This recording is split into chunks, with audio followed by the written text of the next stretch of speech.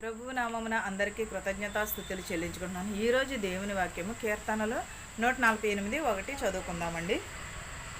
యెహోవాను స్తుతించుడి, ఆకాశవాసులారా యెహోవాను స్తుతించుడి, ఉన్నత స్థలముల నివాసులారా ఆయనను స్తుతించుడి. ఎవరిని స్తుతించాలండి? యెహోవాను స్తుతించాలి. ఆకాశ జలములారా యెహోవాను స్తుతించుడి, ఉన్నత స్థలముల నివాసులారా ఆయనను స్తుతించుడి. ఆకాశవాసులారా ఎవరిని స్తుతించాలి? దేవుని స్తుతించాలి. మనమైతే ఎవరిని స్తుతిస్తున్నామండి? మనమే స్తుతించుకుంటున్నాం, లేకపోతే మన పక్కింటి వారిని స్తుతిస్తూ ఉంటాము. మనం పక్కింటి వారిని స్తుతించటము అనగా పక్కింటి వారిని తిట్టడం అని అర్థం.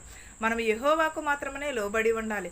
మనం దేవునికి మాత్రమే లోబడి ఉండి మన ప్రవర్తనను మనం ప్రతిదీ కూడా జాగ్రత్తగా చూసుకోవాలి. మనం ఎప్పుడైతే దేవుని ఎడల భయభక్తులు కలిగి ఉంటామో అప్పుడు ప్రతిదీ కూడా మనకి సాధ్యమవుతుంది. ఏ సమస్య వచ్చినా ఏదొచ్చినా కూడా దేవుడే చూసుకున్నారు. ప్రయాసపడి భారము మోసుకున్న సమస్త జనులారా నా యొద్దకు రండి, మీకు విశ్రాంతిని కలగజేతునని చెప్పుచున్నాడు. అలాంటినప్పుడు